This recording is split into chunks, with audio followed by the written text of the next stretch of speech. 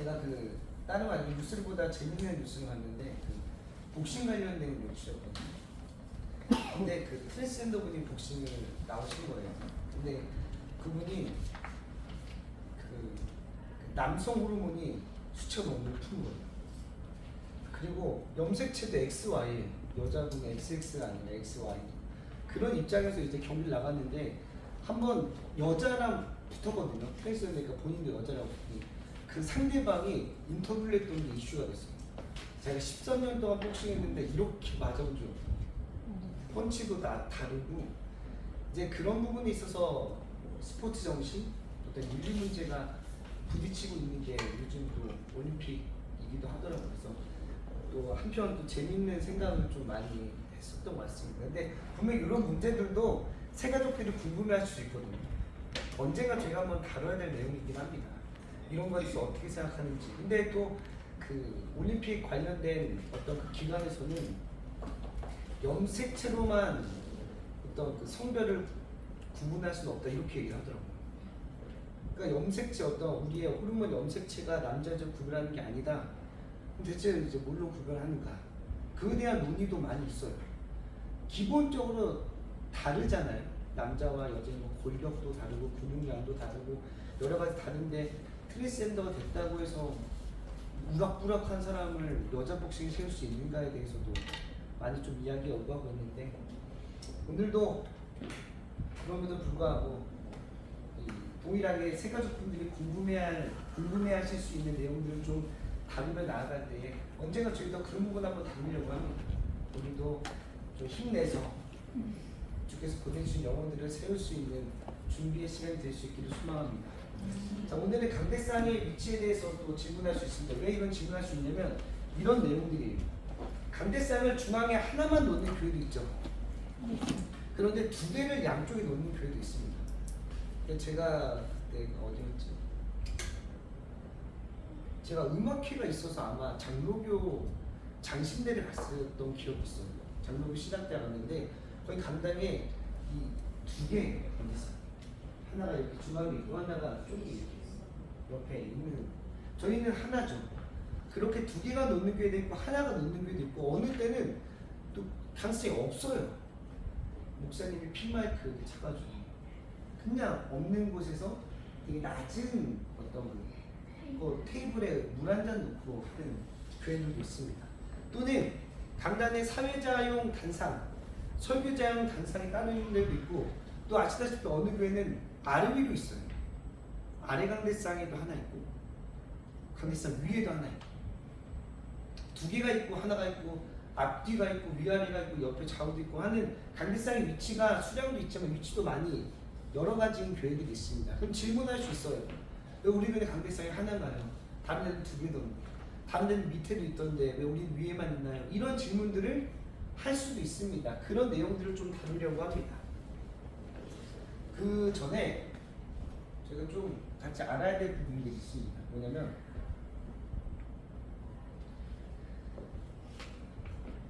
시간의 흐름이에요.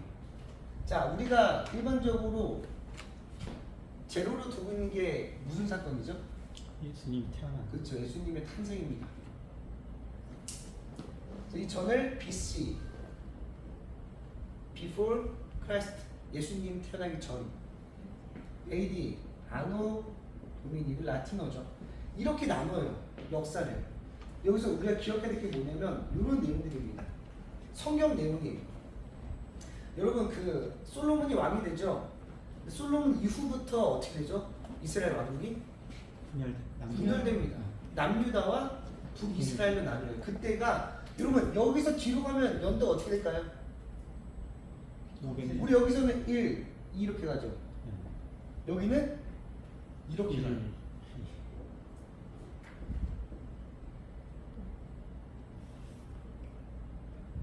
이렇게 합니다. 거꾸로 가요.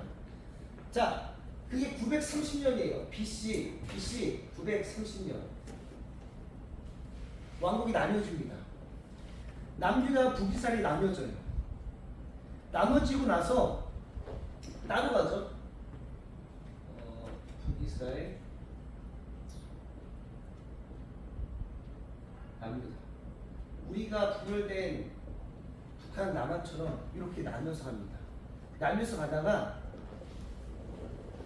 이제 그 2세 솔로몬 성 930년에 전에 뭐가 있냐면 957년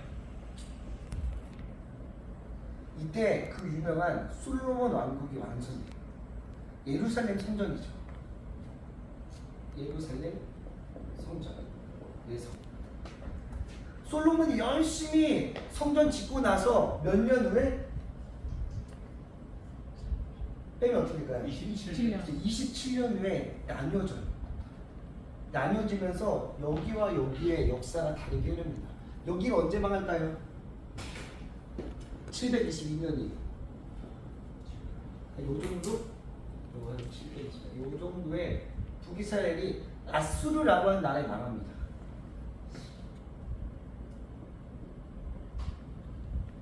남유다만 살아요. 남유다가 사는데 언제 망하냐? 586년에 망합니다. 한 580년 이쯤 되겠죠? 이때 바벨론이라고 하는 나라에 망해요. 여기서 우리가 기억해야 될 게 뭐냐면 이 망할 때 이게 부셔져요. 성전이. 그래서 957년에 만들었던 성전이 586년에 예루살렘 성전이 솔로몬이 그렇게 지어서 막 영광스러웠던 그 성전이 부셔집니다. 이때 성전이 있습니까? 없습니까? 없어요. 언제 만들어질까요? 이렇게 바벨론에 끌려가요. 포로를 끌려가 바벨론 유수라고 하는 끌려가서 언제 오냐면 536년에 옵니다. 538년에 와요. 사실 538년에 오는데 538년 정도. 이때 돌아오거든요. 돌아오고 나서 이 사람들이 맨 처음에 뭘 해야 되는 줄 아세요? 성전을 지어야 되죠. 근데 자기네 집을 짓고 있어요. 거기 또 분노를 하시죠. 성경에 이야기 있습니다. 그래서 누가 등장하냐면 누굴까요? 수룹바벨. 그죠. 수룹바벨이 와요. 수룹바벨이 제2 성전을 짓습니다. 그래서 너네가 지금 너네 집 지을 때냐? 하나님의 집을 지어야지 라고 해서 536년에 공사를 시작해요. 근데 주변 나라가 방해를 합니다. 성경을 자세히 보신 분들은 이야기가 있는 걸 아실 거예요. 주변 나라 방해해서 16년 동안 못 지어요. 520년. 16년 동안 못 짓다가 제2성전을 520년에 짓는데 이때 4년 동안 짓습니다. 그럼 몇 년일까요? 16년. 16년. 숫자를 거꾸로 가야 돼요. 복잡하죠? 510년에 제2성전이 완성됩니다. 수룹바벨에 의해서 지어진 제2성전. 우리 구약에 보면 그 뒤편에 있는 내용들이 이 내용들이에요. 성전을 짓는 내용. 근데 이게 언제 망합니까? AD 70년에 누구에 의해서? 로마에 의해서 망합니다. 산상조각이 나요. 제가 왜 이 말씀을 드리냐면 오늘 이 강대상과 또 제가 그 뒤에 나온 게 의복이거든요. 예복. 그 내용이 요거랑 굉장히 관련이 있습니다. 한번 보시면 자, 강대상. 자, 여러분 이 망하기 전까지는 그래도 뭐가 있었어요? 성전이 있었죠. 성전이 있었으면 이 전까지는 적어도 뭐가 있었냐면 그들만의 규칙과 규율이 있었어요. 제사, 의복, 때로는 어떤 그 성전에 놓였던 성구들 이런 것들의 배치가 있었는데 부셔지면 있습니까? 제사를 지낼 곳이 없어요. 뭐 이제 뭐 더 이상 제사장 이런 것도 필요 없습니다. 왜냐면 성전이 다 무너졌기 때문에 그들도 그냥 쉽게 이해하면 직장을 잃어버린 거예요. 하나님의 일을 할 수 있는 공간이 없어요. 의복도 성구도 다 바벨론에게 빼앗깁니다. 로마에게 빼앗겼어요. 이때부터는 뭐가 없어졌냐면 어떤 그들 안에 틀이 사라져요. 그동안 지켜왔었던 저희로 치면 이런 거예요. 저희로 치면 제사를 지내죠. 제사를 지낼 때 과일과 물고기 이런 것들이 놓는 순서가 있어요. 제가 기억하기로는 그런 한자가 있는데 그런 순서가 저만 봐도 제사를 안 지내던 시대가 되니까 잊혀져요. 우리 권사님들은 옛날에 막 전을 부치고 뭐 고기를 굽고 해가지고 뭐 배는 이쪽, 뭐는 저쪽 이렇게 순서가 있었죠. 우리 성전들도 동일했어요. 성전 들어오면 뭐 씻기고 털을 깎고 뭐 각을 뜨고 제사를 지내고 했는데 그게 다 사라진 문화가 되니까 어떻게 됩니까? 틀이 사라져요. 지금 제사를 지내는 틀이 없어지고 우리가 모르고 있는 것처럼 신세대가 이때도 그게 사라지는 시대가 옵니다. 근데 그런 와중에서도 한 가지는 꼭 있었습니다. 뭐냐면 성찬 때. 왜 있었을까요? 성찬 때는 성만찬을 하는 테이블입니다. 왜 있었냐면 예수님이 요 시대 다음이잖아요. 예수님이 요 시대 다음에 제사 지내라고 말하지 않았거든요. 뭐 하라고 합니까? 내 몸이니 이 떡은 내 몸이니 이 포도주는 내 피니 너희는 나를 기념하라. 이때부터는 제사를 아니라 성만찬을 기념하라 라는 명령이 내려졌기 때문에 교회가 뭐 다 없어지고 틀이 다 사라져 딱 하나만은 유지했습니다. 뭐냐면 저 성찬 때 모이면 떡을 떼고 모이면 포도주를 나눴습니다. 그 당시 그들의 예배였습니다. 그러한 예배가 지났는데 이때까지만 해도 적이 없었잖아요. 왜냐하면 로마의 핍박을 받았거든요. 로마는 여러분 하늘 아래 태양이 두 개 있을 수 있습니까? 없죠. 로마가 태양신이었거든요. 걔네들에게 있어서는 딱 신은 하나입니다. 그러면 우리가 예수님 믿는다고 핍박을 했을까요? 안 했을까요? 좀 했죠. 그때 무지하게 많이 죽습니다. 그때 이 성찬 때는 유지하고 살았는데 이게 언제냐? 380년.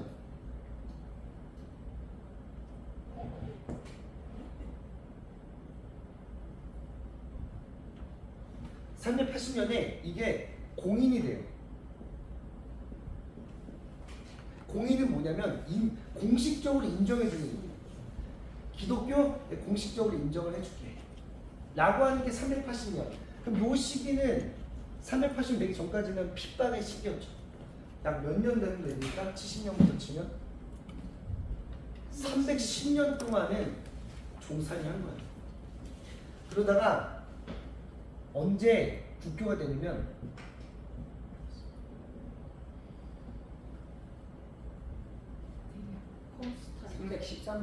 313년에 공인됐죠. 313년에 공인되고 380년에 국교가 됩니다. 헷갈리네요. 313년에 공인이 되고 380년에 이제는 인정되는 나라를 넘어서서 그 나라의 종교 그 380년 이후에는 이제부터 뭐가 시작됩니까? 기독교의 찬란한 발전이 시작되죠. 왜냐면 이 국교가 되니까 나라의 종교가 되니까 여기에 4세기부터는 이제 막 기독교가 부흥하기 시작합니다. 태어나면 이 나라에서 태어나면 기독교인이에요. 태어나면 이때부터 어디로냐? 중세로 흐르죠. 그래서 여러분 중세 되면 교회들이 어떻습니까? 휘황찬란하죠. 고딕하고 뾰족한 로마의 유럽의 교회들이 이때부터 시작을 합니다. 이때부터 시작할 때 그러면 여기서부터 이제 뭐가 다시 시작될까요? 그렇죠. 틀이 잡히기 시작해요. 이제부터 다시 틀이 잡히기 시작합니다. 근데 그 틀이 잡히는 시기 때 뭐가 생기냐면 중세에서 가장 중요한 종교개혁이 일어나요. 그 틀을 살리다 보니까 옛날 틀을 막 살리고 하다 보니까 요즘 시대랑 또 안 맞는 거예요. 너가 잘못됐어 라고 하는 종교개혁이 시작됩니다. 이 종교개혁은 이때까지만 해도 이게 중요했죠. 근데 종교개혁 여기는 뭐가 중요할까요? 이때부터 설교예요. 말씀입니다. 이게 우리의 전통이 된 거예요. 지금도 우리는 말씀을 제일 중요하게 생각하죠. 예배 중에서 뭐가 제일 중요하냐 이러면 다 설교 시간일 겁니다. 그리고 다른 거 다 없애도 설교 시간은 우리가 막 예배 막 늦게 와도 말씀이라도 들어야 되지. 그러면 뭐 처음부터 늦어도 상관없어요. 설교 때만 오라고 할 정도로 설교에 집중하면서 여기서부터 뭐가 더 중요해지냐면 강대상이 중요해져요. 강대상이 중요해집니다. 왜냐면 이제 여기서 설교를 해야 되고 그때부터 강대상이 중요해지는데 이 강대상은 이때부터 예배 틀이 잡히면서 다른 것보다는 강대상이 중요해지면서 강대상의 위치에 대해서 많이 분분합니다. 옛날에 저희 그 전까지만 해도 이 강대상을 막 1cm 옮기는 것만 해도 난리였죠. 지금은 저희가 행사했으면 강대상 그냥 다 빼버리곤 하지만 저희 윗세대만 해도 막 강대상을 1cm 옮기자, 옆으로 옮겨야 된다, 뭐 앞으로 당겨야 된다, 이것도 맘대로 못했어요. 막 당회가 열리고 당회에서 옮기네 마네 막 이런 얘기들이 있을 정도로 중요했던 시기가 사실은 요 세대 바로 전 때까지의 시대입니다. 왜 그렇게 중요하게 여겼냐면 뭐 때문이냐면 상징성 때문이에요. 상징성. 왜냐면 우리가 그토록 설교가 중요한 만큼 그 설교가 선포되어지는 강대상은 그만큼 중요한 장소이자 영역입니다. 그렇게 그것을 옆으로 옮기고 좌로 옮기고 하는 것들은 뭘 이야기하냐면 어르신들 생각에는 하나님의 말씀을 마치 내 멋대로 좌지우지하는 것 같은 거예요. 그런 생각의 상징성에 너무 중요성을 두다 보니까 옮기는 것에 대해서는 큰 이 반감이 생기던 게 저희 시대 전입니다. 그렇고 여러분 혹시 이런 거 보시면 아시겠지만 요즘은 이런 거 있고 막 플라스틱으로도 하잖아요. 투명한 하얀 색깔. 근데 원래 강대상은 그렇게 못했어요. 원래 강대상은 뭐로 했냐면 자연에서 가지고 온 원목 이런 걸로만 했습니다. 그래서 옛날 강대상 엄청 무거웠어요. 막 옮기려고 하면 막 성인명자랑 넷이 막 질질 끌고 다닐 정도로 무거웠는데 요즘은 가볍죠. 이런 느낌의 강대상도 요새 나올 정도니까요. 왜냐하면 하나님이 만드신 창조 세계 안에서 그가 주시는 말씀을 선포한다라고 하는 의미 안에서 강대상은 자연에서 비롯된 것들, 인공적인 뭐 플라스틱 이런 것들로는 만들지 못하게끔 만들었던 게 전 시대입니다. 왜냐하면 상징이었거든요. 이 장소가 그냥 뭐 설교 아무 데서 하면 돼 라고 하지만 어르신들 입장에서는 하나님 말씀이 선포되어지는 장소이자 하나님의 창조 섭리가 담겨져 있는 것이 강대상이었습니다. 그렇게 요즘은 그렇게 꼭 하라는 의미는 아니지만 우리가 그래도 마음에 되새겨야 하는 건 이 장소는 그런 장소다. 그래서 옛날에 우리 강대상 올라갈 때 그 빨간 색깔로 해놨거든요. 강대상을 기억하시지 못해. 거기 막 애들 뛰어서 올라가 막 죽는다고 막 당장 죽을 것처럼 못 올라가게 막 하고 막 그랬었는데 그런 것도 다 상징성이에요. 마치 그 지성소처럼 하나님이 세우신 한 사람 대사장에 들어가는 것처럼 목사님만 올라갈 수 있었던. 그리고 거기 물 놓고 상 닦는 사람 딱 한 명밖에 없었어요. 그분이 60대부터 시작하면 돌아가실 때까지 막 80, 90대도 막 그분만 물자는데 가지고 올라가고 그분만 닦았고 그분 돌아가셔야 다른 분이 이어받을 수 있었던 게 그만한 상징성이 있었다라는 걸 기억하시고 저희도 너무 쉽게 강대상을 옮기고 빼고 뭐 치우고 하는 거에 대해서는 조금 유의해야 합니다. 왜냐면 그가 담고 있는 의미가 있기 때문에. 동일하게 지난번 십자가도 마찬가지였죠. 십자가도 뭐 떼네, 뭐 옆으로 옮기네, 뭐 이런 얘기 나왔을 때도 이것이 담고 있는 이 십자가 담고 있는 수리 66권의 이야기들을 우리는 기억해야 한다. 그래서 마음대로 빼거나 이거 우리 그 보겠다고 뭐 치우거나 하는 거에 있어서는 많은 사실은 우리의 신앙적인 고민과 사실 논의들이 많이 필요하다라고 하는 것을 좀 기억하시면 강대상도 그런 의미를 담고 있다를 기억하셔서 누가 와서 뭐 강대상을 옮기네 마네 뭐 치우네 그리고 사회자가 있는 강대상 있잖아요. 그거는 전혀 근거가 없는 이야기예요. 그러니까 요즘 우리가 편하자고 여기에 설 수 있는 분을 따로 두고 하는 부분이 있지만 성경에는 그런 이야기는 없고 밑에 강대상도 마찬가지입니다. 그래서 막 밑에는 옛날에 보시면 기도자가 막 권사님들 나와서 밑에서 기도하셨거든요. 그리고 사회를 보게 됐을 때 사회자도 밑에서 보고 담임 목사님만 윗강단 쓰고 했는데 그런 것도 사실은 성경에 뭐 그런 이야기는 없어요. 그래서 그런 것도 사실은 시대에 따른 흐름에서 생겨난 것들이다라고 기억해 주시면, 그리고 누가 물어보시면 그렇게 좀 이야기를 해주시면 될 것 같습니다. 예배 인도자의 예복도 마찬가지입니다. 이때는 막 예복이 중요했죠. 성전이 무너진 시기는 예복이 필요 있습니까? 필요 없어요. 그리고 한복도 마찬가지입니다. 옛날에 막 제사 지내고 명절마다 찾아갔을 때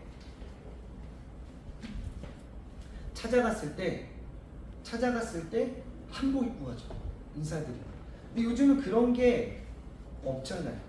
제사도 사라지고 어떤 그 명절 때 가족을 찾아가는 것들도 많이 사라지다 보니까 한복도 사라지죠. 요즘 한복 사는 사람들 없잖아요. 다 뭐 결혼식 때 그냥 빌려 입고 하는 수준인데, 예복도 마찬가지입니다. 그렇게 사라지는 시대에서 없어지다가 이때부터 예복이 중요하게 돼요. 근데 이 예복이 어떤 의미였냐면, 우리가 성직자라고 하는 구분도 중요하게 여겼지만 예복이 사실 그 권력도 좀 나눴어요. 예를 들어 담임 목사님은 이런 예복, 그 밑에 부목사들은 이런 예복. 중세시대는 그랬습니다. 성직자의 위치에 따라서 예복의 색깔도 좀 달라지고, 옛날 저희 왕들 옷, 신하들 옷, 그 어떤 급에 따른 옷이 달랐던 것처럼 동일하게 이 당시도 그렇게 좀 구분돼 있었는데, 사실은 예복을 그렇게 사용하면 문제예요. 왜냐면 예복은 그러라고 구분돼 있지 않았거든. 내가 더 높은 사람이야, 나는 목사야, 부목사야, 뭐 이런 식의, 뭐 나는 성도야, 이런 식의 구분이 아니라, 예복은 예배의 거룩함과 신비성과 진지함에 예복이 필요했습니다. 적어도 이 옷을 보면 기억하는 거예요. 아, 우리가 지금 여기 왜 왔구나. 우리가 저분은 하나님의 말씀을 태어나시는 분이었구나. 우리가 지금 이 시간은 하나님의 선포되는 말씀을 듣는 시간이구나 라고 하는 예배의 진지함과 어떤 상황과 판단을 해줄 수 있는 것들이 몇 가지 있죠. 이 강대상도 그렇고 십자가도 그렇고 예복도 그런 역할입니다. 그런 입장에서 예복을 입는 것이 중요하다라고 여기며, 예복은 절기에 따라서 입는 게 달라요. 아시겠지만 절기에 따라서 어떻게 다르냐, 부활절과 성탄절과 예수님의 세례받는 수세일에는 승리와 영광의 흰색과 황금색 옷을 입고, 대림절과 사순절에는 보라색과 재색, 성령 감리절은 빨간색, 주연절 이후와 성령 감리 이후에 절기가 없는, 교회력이 없는 시기에는 초록색, 뭐 이런 식으로 입는 색깔에 따라서 우리 교회력이 달라져요. 그러니까 옷을 입는 것을 따라서도 알 수 있어요. 아, 지금이 이런 절기구나, 지금이 이렇게 지켜야 될 때구나 라고 하는 것들이 옷에 따라서 달라질 수 있다라고 하는 것, 이것을 우리는 상징 언어라고 합니다. 상징 언어. 여러분 그거 아세요? 대화할 때 말의 그 언어보다 더 중요한 게 있어요. 우리 행동과 태도와 자세. 예를 들어 막 말하는데 상대방이 말하진 않지만 이렇게 있어요. 이렇게 있어. 아무 말도 안 했잖아요. 근데 이러한 태도, 이거 상징 언어라고 합니다. 이러한 태도나 막 시계를 밟았어. 말은 안 하는데 이러한 것들이 사실 더 큰 의미예요. 막 시계를 밟아. 시간이 다 끝나갔네. 뭐 이렇게 하거나 막 하품을 막 얘기하는데 막 하고 막 고개도 숙이고 막 갑자기 막 딴짓도 이렇게 하고 이러면 말은 안 해도 뭡니까? 거기서 비춰지죠. 그런 것들이 예복도 마찬가지라는 겁니다.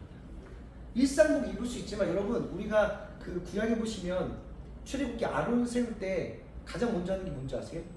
옷을 맞춰요. 제사장 옷을 맞춥니다. 그 예복에 갇힌 의미가 그런 의미예요. 그래서 우리 상징 언어인 것처럼 강대상, 십자가, 우리 예복도 다 그 의미를 품고 있다는 걸 기억하시며, 이 저자는 예배 인도자가 청바지나 티셔츠 입는 경우는 있거든요. 그런 것보다, 그리고 심지어 막 학위 따면 학위 가운 입고 설교하시는 분들도 있어요.